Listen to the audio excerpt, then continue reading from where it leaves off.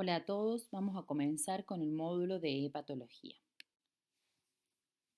Como sabemos, la hepatología es la rama de la medicina que estudia las enfermedades del hígado. Se encuentra interrelacionada con múltiples especialidades, principalmente con medicina interna, gastroenterología, infectología, como así también con diagnóstico por imágenes, cirugía y terapia intensiva. Respecto a la anatomía hepática, una breve reseña. El hígado pesa entre 1200 y 1500 gramos, se encuentra ubicado en el hipocondrio derecho por debajo del diafragma, recubierto por la cápsula de Gleason. Respecto a la microscopía, se constituye por el lobulillo hepático. Conocer las diferentes zonas del lobulillo nos va a servir para interpretar los hallazgos en las diferentes patologías. El lobulillo consta de una zona 1 rica en oxígeno, una zona 2 intermedia y una zona 3 donde la densidad del oxígeno es menor. La zona 1 está formada por la tríada portal con la arteria hepática, la vena porta y el conducto biliar. A nivel de la zona 2 está formada por el hepatocito y por los canalículos biliares, y en la zona 3 por el sinusoide y la vena central del lobulillo. Respecto al estudio de las afecciones morfológicas y funcionales del hígado, aquí nos vamos a detener unos minutos para analizar cada punto en particular, ya que me parece fundamental para poder arribar a los diagnósticos presuntivos. Es indispensable que realicemos una historia clínica completa y detallada, una anamnesis tanto al paciente como a sus familiares, una anamnesis indirecta en caso de que el paciente no esté en condiciones, donde vamos a recabar datos sobre el antecedente de la enfermedad actual, antecedentes patológicos, antecedentes tóxicos, medicamentosos, alérgicos, antecedentes quirúrgicos, antecedentes heredofamiliares, antecedentes de exposiciones laborales o cualquier otra información que sea relevante que nos pueda servir para un diagnóstico presuntivo. Respecto al examen físico, debe de ser detallado. En el examen físico también debemos recabar la mayor información posible, tanto en su inspección general, donde podemos ver signos de ictericia, palidez, donde podemos ver, hay que ver los signos vitales, donde el paciente puede estar hipertenso, hipotenso, puede estar hipotérmico, puede tener fiebre. Todas esas cosas nos van a ayudar, todos estos signos nos van a ayudar a pensar en los diagnósticos presuntivos. A nivel del abdomen debemos hacer una palpación tanto superficial como profunda. Debemos valorar si se palpa el borde hepático. En los pacientes habitualmente no se palpa el borde hepático, excepto por la contractura física de algún paciente en particular que sí se puede palpar, pero habitualmente la mayoría de los pacientes no se palpa el borde hepático. Entonces debemos valorar si hay algún signo de hepatomegalia, debemos valorar si hay signos de esplenomegalia. El vaso habitualmente tampoco se palpa en condiciones normales. Debemos valorar si hay algún dolor, tanto con un punto cístico, punto epigástrico, dolor en el hipocondrio derecho o en alguna otra parte del abdomen.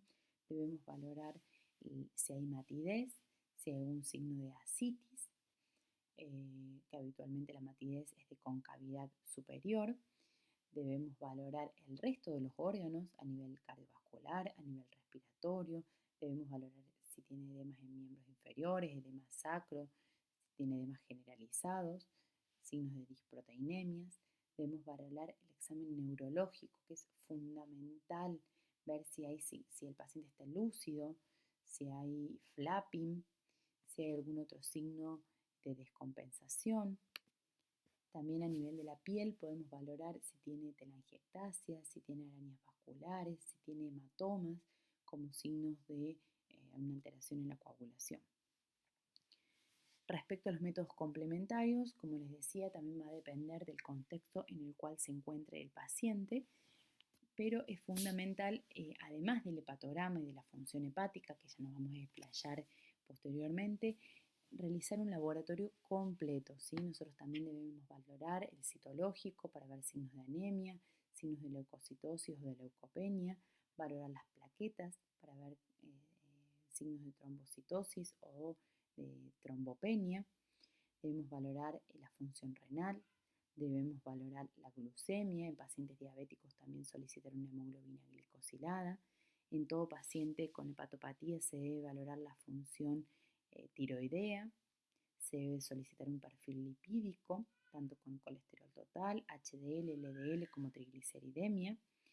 Debemos, en los pacientes que sospechamos una hepatopatía, debemos solicitar una serología viral, tanto para virus de hepatitis A, de hepatitis B, de hepatitis C, de hepatitis D en caso que sea necesario, hepatitis E, citomegalovirus, virus Epstein-Barr, virus herpes simple, todos virus que se comportan como virus hepatotropos.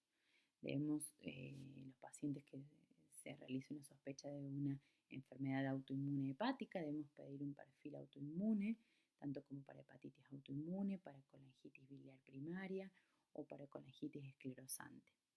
Debemos solicitar un proteinograma por electroforesis que nos va a arrojar tanto el valor de la albúmina como también de las gamma globulinas, que suelen estar elevadas en los pacientes que cursan con alguna enfermedad autoinmune hepática.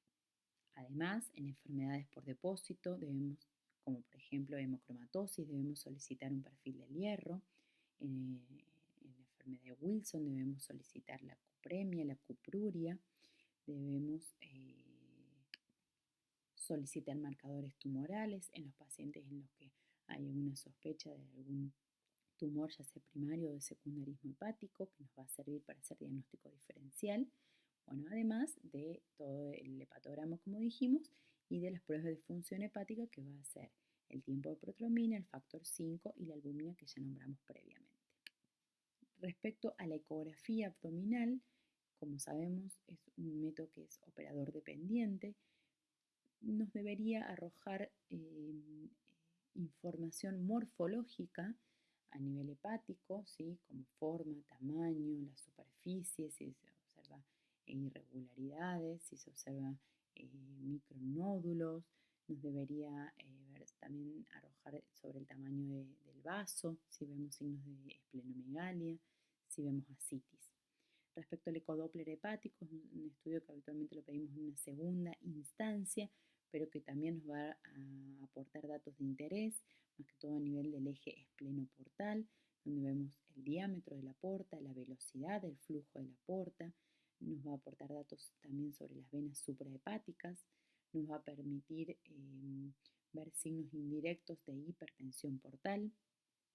Respecto a la tomografía de abdomen y a la resonancia de abdomen con contraste trifásico, esto significa que se hacen diferentes cortes según los diferentes estadios de captación del contraste, lo cual nos va a arrojar información más que todo cuando queremos valorar lesiones tumorales o nodulares a nivel hepático. Entonces, según el comportamiento, según la captación y la eliminación del contraste de estas lesiones, nos va a permitir, nos va a inferir realizar un diagnóstico etiológico probable de las mismas. La elastografía es un estudio totalmente incruento que se utiliza para medir la rigidez hepática. Esta rigidez se mide en kilopascales y con una tabla nos permite inferir el grado de fibrosis hepática del paciente. Es un estudio que actualmente se ha desarrollado bastante porque nos permite de forma no invasiva poder inferir el grado de fibrosis hepática. La biopsia hepática, la biopsia actualmente tiene indicaciones precisas cuando un paciente, para hacer diagnóstico etiológico, en un paciente que sospechamos una hepatopatía autoinmune, en una enfermedad por depósito, hemocromatosis, enfermedad de Wilson, en un paciente con un esteatohepatitis no alcohólica, también puede solicitarse una biopsia hepática para arrojar los datos histológicos de estas enfermedades. La videoendoscopía digestiva alta es un estudio que lo solicitamos en todo paciente con hepatopatía crónica para ver datos de hipertensión portal. Vamos a ver hallazgos a nivel del esófago. A nivel esofágico podemos encontrar varices esofágicas. A nivel gástrico podemos encontrar varices gástricas o signos de gastropatía. A nivel del duodeno también podemos encontrar algunas alteraciones como duodenitis, ¿sí? También en los pacientes en los cuales sospechamos enfermedad celíaca, también solicitamos la videoendoscopía digestiva alta. Estudios hemodinámicos para medición del gradiente de presión venoso portal también se utiliza. Respecto a las noxas que afectan a los hepatocitos o a los conductos biliares, los que afectan a los hepatocitos se denominan enfermedades hepatocelulares y las que afectan predominantemente a los conductos biliares, enfermedades colestásicas. Las enfermedades hepatocelulares predominantemente son las hepatitis virales, hepatitis autoinmunes, hepatopatías alcohólicas, esteatohepatitis no alcohólica, NASH, hemocromatosis, Wilson, déficit de alfa-1 antitripsina, hepatotoxicidad. Respecto a las colestásicas, cirrosis biliar primaria, colangitis esclerosante, sarcoidosis, ductopenia esencial del adulto, hepatotoxicidad, atresia de las vías biliares y otras colestasis de la infancia, entre otras. Respecto a la clínica, las hepatocelulares pueden cursar desde pacientes asintomáticos hasta pacientes con fallo hepático. La astenia es un síntoma muy frecuente, la ictericia, que en este caso es por fallo hepático, hepatocelular, y el tamaño hepático suele ser normal o pequeño. Respecto a las colestásicas, suelen cursar con prurito, la ictericia es por ductopenia y suelen cursar con hepatomegalia. En la histología, las enfermedades hepatocelulares tienen necrosis de los hepatocitos, ¿sí? Y en los estadios crónicos avanzan hacia una fibrosis. Se quedan sin hepatocitos, hay déficit de hepatocitos. En las enfermedades colestásicas, el problema está a nivel de los conductos biliares, entonces el hallazgo es una ductopenia, se quedan sin conductos biliares. Respecto a los componentes del hepatograma, es importante diferenciar entre las enzimas hepáticas, de las cuales las hepatocelulares es AST o aspartato aminotransferasa, ALT o alanino aminotransferasa, LDH, las canaliculares, que es la fosfatasa alcalina, la gamma-glutamil transpeptidasa y la 5-nucleotidasa. La bilirrubina total y directa y las pruebas de función hepatocelular, que es el QUIC, el factor 5, la albúmina y la colinesterasa. Respecto a los patrones de lesión, ante un hepatograma alterado vamos a tener un patrón de colestasis, un patrón de necrosis hepatocelular o un patrón infiltrativo. Puede haber también patrones mixtos. La utilidad del hepatograma en estas enfermedades hepáticas es para screening, para diagnóstico, para seguimiento, pero para pronóstico, signos de pregunta. Se debe saber interpretar cada uno de estos resultados. Esto es fundamental. En cuanto a las características de la transaminasa, para que tengamos en cuenta, ALT, aparte de su localización en hígado, también se encuentra en riñón y en menor proporción en corazón y músculo esquelético, mientras que AST o GOT se encuentra en hígado, en riñón y en mayor proporción que ALT en corazón y músculo esquelético. ALT es citoplasmática y AST es citoplasmática y mitocondrial. La vida media de ALT es de 47 más menos 10 horas y de AST de 17 más menos 5 horas. El cociente normal es AST-ALT 1,3 o GPT-GOT 1,3. Los valores pueden modificarse en diferentes condiciones fisiológicas. Dentro del hepatograma tenemos marcadores de lesión hepática y pruebas de función hepática, que es lo que veníamos hablando previamente. Los marcadores de lesión hepática son las aminotransferasas, la fosfatasa alcalina, la gamma-glutamil transpeptidasa y la 5-nucleotidasa, mientras que las pruebas de función hepática es la bilirrubina total, el tiempo de protrombina, la albúmina, el colesterol total y el factor 5. Aspectos que se deben valorar ante un aumento de las transaminasas. Esto es fundamental recordarlo y tenerlo en cuenta. El valor absoluto de las transaminasas, la relación entre ambas, cociente AST-ALT, el comportamiento en el tiempo, o sea, la cinética de las mismas, y la relación con el resto de las determinaciones del hepatograma. Esto es clave para la orientación diagnóstica. Respecto al valor absoluto de las transaminasas, se debe tener en cuenta que cada paciente es diferente y se debe valorar en el contexto en el cual se encuentre. pero estos cuadros nos pueden orientar en donde AST, si se encuentra elevada mayor a 15 veces su valor normal, nos reflejaría signos de injuria hepática aguda.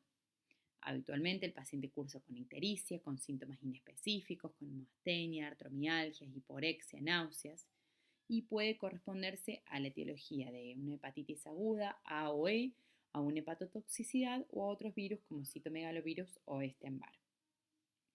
Respecto a una ALT menor a 5 veces su valor normal, nos inferiría sobre una injuria hepática crónica. No suele haber ictericia en un paciente compensado, suele haber ausencia de síntomas y sí podemos encontrar estigmas de enfermedad crónica, como les digo, en un paciente compensado. Esto nos podría indicar la etiología de una hepatitis crónica, B o C, de una hemocromatosis o de una enfermedad por alcohol. Y en un punto intermedio se encuentran las hepatitis autoinmunes, la hepatitis crónica B o la enfermedad de Wilson.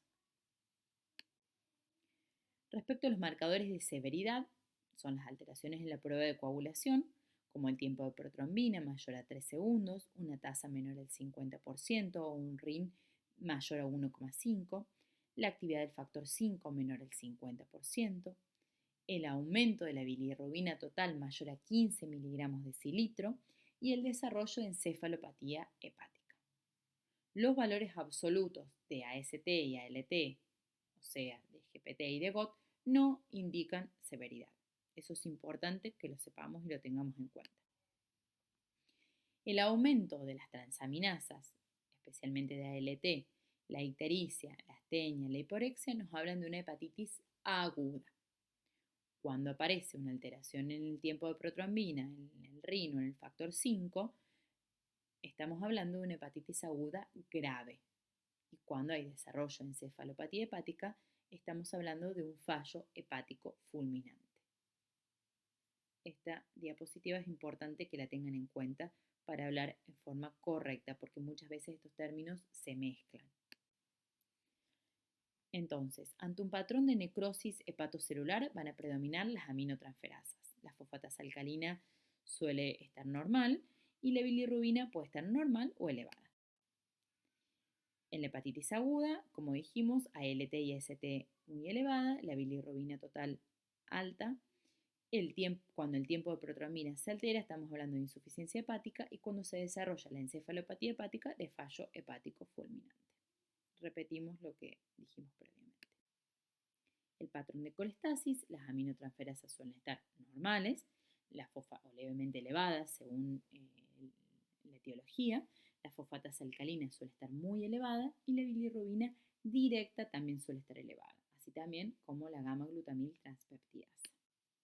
En el patrón de colestasis debemos diferenciar si es una colestasis intrahepática, en donde hay un trastorno funcional en la formación de la bilis dentro del hepatocito, o de una colestasis extrahepática, en donde hay un impedimento estructural de la secreción y del flujo normal de la bilis.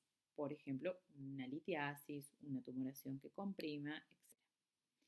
La relación entre AST y ALT. Un cociente de AST-ALT mayor a 2, con valores absolutos menor a 300 unidades litro de las transaminasas, nos hacen pensar en una hepatitis alcohólica. Es un cuadro bastante característico, donde el paciente se encuentra con ictericia, con fiebre y dolor a nivel del hipocondrio derecho, con signos de hipertensión portal y cursa con leucocitosis con neutrofilia. Suele haber una baja actividad de ALT por déficit de piridoxalfosfato y valores elevados tienen que hacer pensar en otro diagnóstico, por ejemplo, en toxicidad. Cuando el cociente AST-ALT es mayor a 2, pero con valores mayor a 40 veces su valor normal, hay que pensar en una hepatitis isquémica o en una toxicidad por paracetamol. La ictericia suele ser mínima o ausente, hay ausencia de otros síntomas y está el antecedente clínico y epidemiológico de la toxicidad, por ejemplo, ante el paracetamol o a nivel clínico en una hepatitis isquémica. La lesión predominante es a nivel de la zona 3 del lobulillo, que es una zona rica en mitocondrias, por eso afecta predominantemente a AST, y los valores son de los más altos y limitados en el tiempo. Fíjense que en ambas predomina AST, ¿sí? Al revés de lo que habitualmente encontramos en un paciente sin alteraciones. Un cociente AST-ALT menor a 1, valores mayor a 15 veces su valor normal, hay que pensar en una hepatitis viral, en donde el paciente cursará con ictericia, con síntomas inespecíficos como astenia, artralgias y mialgias. Las formas severas, la AST es mayor a ALT y el cociente puede estar entre 1 y 2. Puede haber un daño celular irreversible y sí pueden persistir en el tiempo semanas, por ejemplo, en una hepatitis B. El cociente AST-ALT entre 1 y 2, pero valores menores a 5 veces el valor normal, nos hace pensar en una fibrosis o una cirrosis, ¿sí? Una hepatopatía crónica. Suele haber estigmas de hepatopatía crónica, suele haber signos de hipertensión portal y suele haber un deterioro en la síntesis que lo vamos a ver reflejado en el laboratorio. El predominio de AST se lo utiliza como un marcador de fibrosis, por ejemplo en una hepatitis crónica, hepatitis C, virus o en el NASH. Otro de los aspectos a tener en cuenta es el comportamiento en el tiempo de las enzimas. Nos van a reflejar datos sobre la duración de la injuria, la etiología de la lesión, si es isquémica, tóxica, inmunológica, viral. La vida media de las enzimas también debemos tener en cuenta, ya que AST tiene una duración o un tiempo de vida media de 17 horas y ALT su tiempo de vida media es de 47 horas. Entonces, habitualmente podemos observar que AST disminuye antes que ALT. Eso es un dato que lo solemos encontrar en el laboratorio. Obvio que con lo que dijimos previamente va a depender siempre de la etiología de la injuria. Respecto a la relación con el resto del hepatograma, esto algunas cosas repite de lo que ya vimos previamente, pero es importante que lo recordemos. Cuando predominan las transaminasas ALT o AST, es un patrón de necrosis, ¿sí? Más de 10 veces el valor normal en las enfermedades agudas o crónicas reactivadas, por ejemplo en una hepatitis autoinmune, y menor a 5 veces el valor normal en las crónicas. La fosfatasa alcalina y la gamma-glutamil transpeptidasa son normales o elevadas y menos de 3 veces el valor normal. La bilirrubina puede o no estar elevada y puede comprometer la función hepática, que es el tiempo de protrombina y la albúmina, si ya es una hepatopatía grave. Algo para tener en cuenta, que lo dijimos previamente, pero acá está mejor detallado, es el aumento exclusivo de AST y ALT de un probable origen extrahepático, ¿sí? Siempre debemos tener en cuenta que las miopatías congénitas o adquiridas, como la polimiopatía, pueden elevar ambas enzimas, el ejercicio extremo, la anemia hemolítica, la leucocitosis con neutrofilia, el hipertiroidismo, la insuficiencia suprarrenal, Addison, la enfermedad celíaca. Respecto a la hiperbilirrubinemia indirecta aislada, este es un motivo de consulta bastante frecuente que nos deriven los pacientes al consultorio de patología por una hiperbilirrubinemia indirecta. El paciente suele venir asustado pensando que tiene una hepatopatía grave. Bueno, debemos hacer los estudios necesarios y luego explicar al paciente. Suele producirse por un aumento de la producción o por una disminución en la eliminación, en el aclaramiento. El aumento de la producción suele estar en relación a la hemólisis, entonces vamos a recabar datos sobre porfirias, sobre intoxicación con plomo, con fenobarbital, antecedentes de anemias hemolíticas y la disminución en el aclaramiento por disminución en la conjugación, que es el síndrome de Gilbert, también en la intoxicación con indinavir o atazanavir y la disminución en la captación. En la cirrosis, también por toxicidad por rifampicina o probenecid. El hígado puede remover de la circulación 2 veces la producción diaria de bilirrubina indirecta, ¿sí? Bueno, respecto. El síndrome de Gilbert es un trastorno heredofamiliar autosómico recesivo del metabolismo de la bilirrubina. Hay una disminución del uridín difosfato glucuroniltransferasa, eso hace que disminuya la vida media de los glóbulos rojos y una disminución de la captación hepática de la bilirrubina. La bilirrubina suele aumentar con el ayuno, con el estrés, con las infecciones, con el embarazo. Hay una ausencia de hemólisis y la ALT y las fosfatasa alcalinas son normales. No es necesario realizar ninguna prueba de ayuno, fenobarbital o ácido nicotínico. No requiere ninguna biopsia hepática ni ningún tratamiento. Respecto a las bilirrubinoestasis, hay una marcada elevación de la bilirrubina a predominio directa con enzimas bajas o normales. Lo podemos encontrar en la sepsis, en la congestión hepática, en la hepatitis alcohólica. Los valores más elevados de bilirrubina se ven en la combinación de hemólisis, insuficiencia hepática e insuficiencia renal. Vamos a hablar de hipertensión portal. Es fundamental entender el mecanismo fisiopatogénico de la misma para poder interpretar muchas de las complicaciones de la cirrosis. Es un síndrome clínico definido hemodinámicamente por un aumento de presión portal. Hay un aumento de gradiente de presión entre la vena porta y la vena cava inferior. En condiciones normales, dicho gradiente es de 1 a 5 milímetros de mercurio. Es la resultante de la interferencia en el flujo sanguíneo en cualquier punto del árbol portal. Puede ser prehepática, hepática y posthepática. Las causas más frecuentes en Occidente, la principal causa es la enfermedad hepática crónica y dentro de estas la cirrosis, que puede llegar hasta el 90% de los casos.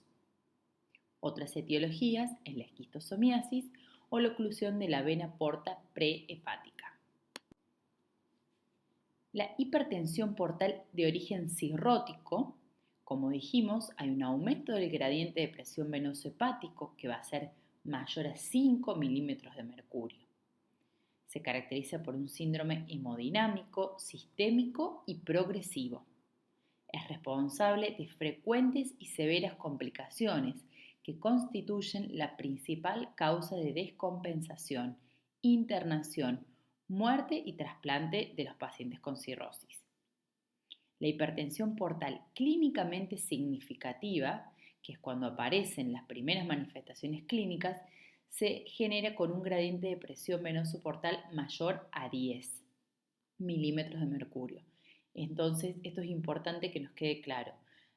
Habitualmente, entonces, con más de 5 milímetros de mercurio de gradiente de presión venoso hepático, se caracteriza por hipertensión portal. Para que sea clínicamente significativo, este gradiente debe ser mayor a 10. Los mecanismos de hipertensión portal. La presión resulta de la interacción de la resistencia por el flujo. Entonces, el aumento de cualquiera de estos dos o de los dos va a generar un aumento de la presión. En la hipertensión portal vamos a tener un aumento en la resistencia al flujo portal y también un aumento del flujo portal en sí.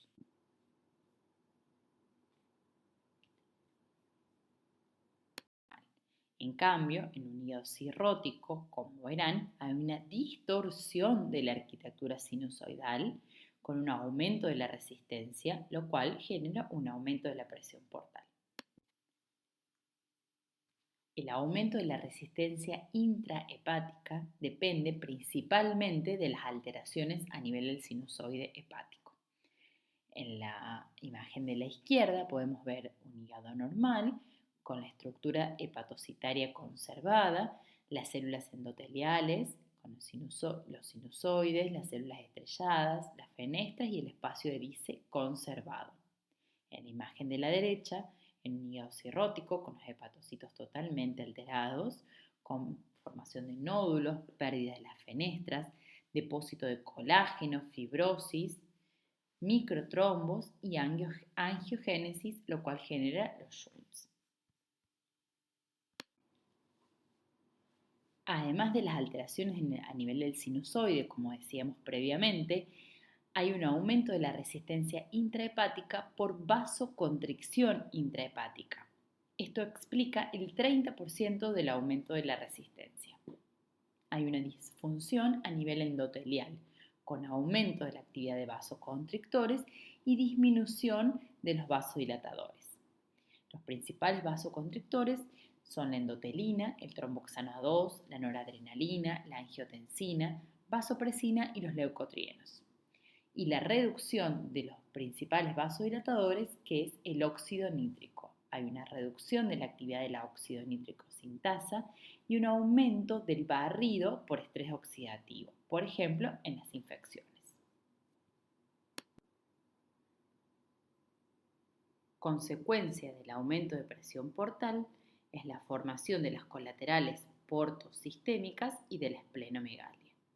Estas colaterales portosistémicas son las que van a generar los shunt portosistémicos, o sea, puentes que van a saltear el hígado.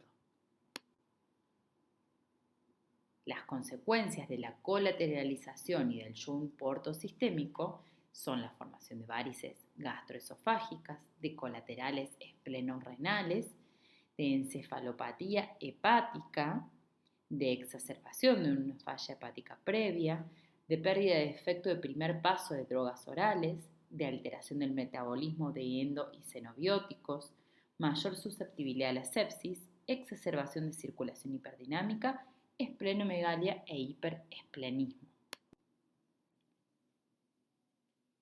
En la fisiopatología de la hipertensión portal, el aumento de la presión portal genera un aumento del óxido nítrico en el lecho arteriolar esplácnico, con vasodilatación y reducción de la respuesta a los vasoconstrictores, y angiogénesis, formación de colaterales, ¿sí? Con otros factores como factores de crecimiento placentario, factor de crecimiento derivado de plaquetas. Eso lleva a un aumento del flujo portal con incremento y perpetuación de la hipertensión portal. La paradoja circulatoria de la hipertensión portal, en la cual la circulación intrahepática y mesentérica comparten la alteración de las mismas vías vasoactivas, pero en sentido opuesto. A nivel de la circulación intrahepática hay un aumento del tono vascular, hay una reducción de los vasodilatadores y hay un aumento de los vasoconstrictores locales. Mientras que en la circulación mesentérica hay una respuesta vasodilatadora adaptativa, hay una sobreproducción de vasodilatadores y hay una respuesta deficiente a vasoconstrictores, por lo cual genera la dificultad en el diseño de estrategias terapéuticas eficientes. En este cuadro podemos observar la complejidad de la hipertensión portal. La cirrosis genera un aumento de la resistencia al flujo portal, tanto fijo como funcional. Eso lleva a un aumento de la presión portal. La presión portal genera disminución de la resistencia arteriolar esplácnica, aumento del flujo portal y el desarrollo de varices esófago-gástricas. La disminución de la resistencia arteriolar esplácnica disminuye la resistencia vascular sistémica. Esto disminuye la volemia arterial efectiva, lo cual genera activación de los sistemas vasoactivos, como el sistema renina-angiotensina-aldosterona, el sistema nervioso simpático y la hormona antidiurética. Esto produce retención de sodio y agua, lo que lleva a un aumento del gasto cardíaco y a un estado hiperdinámico circulatorio.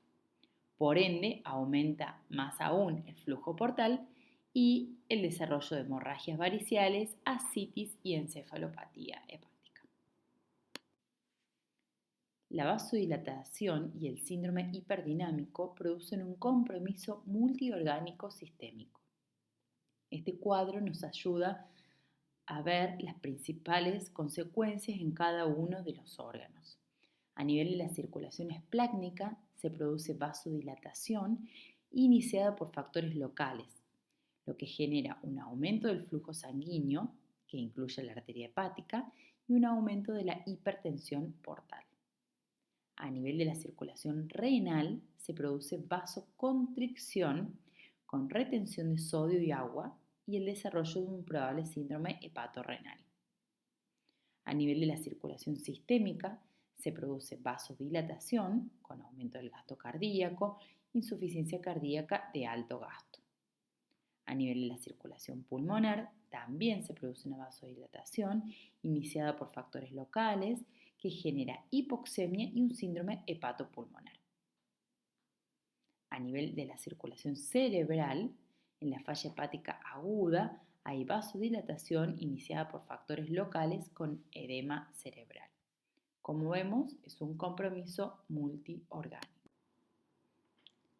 La hipertensión portal va a ir generando diferentes complicaciones, lo cual nos va a indicar el pronóstico según la aparición de las mismas.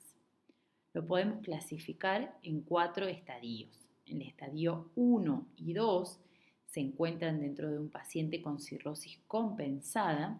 En el estadio 1 no existen varices y no existe ascitis, por lo tanto el 1% de estos pacientes presentaría mortalidad en el primer año.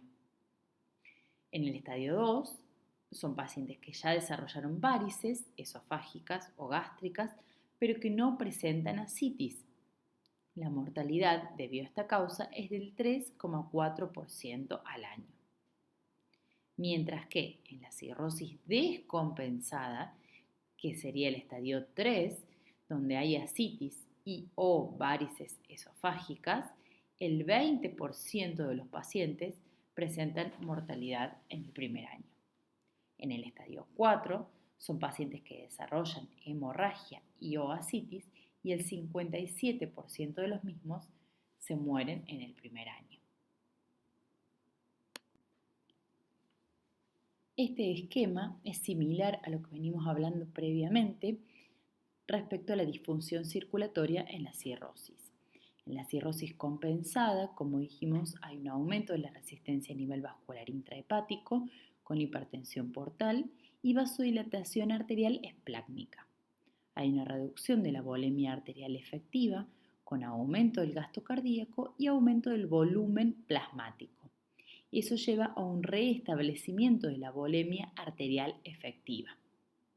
Mientras que, si esta lesión se perpetúa en el tiempo, se progresa a una cirrosis descompensada, con hipertensión portal severa, traslocación bacteriana, vasodilatación arterial esplácnica severa, marcada reducción de la volemia arterial efectiva, activación de los sistemas renina, angiotensina, aldosterona, sistema nervioso simpático y hormona antidiurética, lo cual lleva a una retención de agua y sodio, genera ascitis e hiponatremia.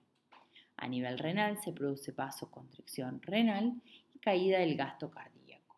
Por ende, también genera una falla renal. Otro tema importante a tener en cuenta es la traslocación bacteriana y la disfunción circulatoria. Se produce activación de las células estrelladas, activación de células de Kupffer, vasoconstricción, fibrogénesis y angiogénesis.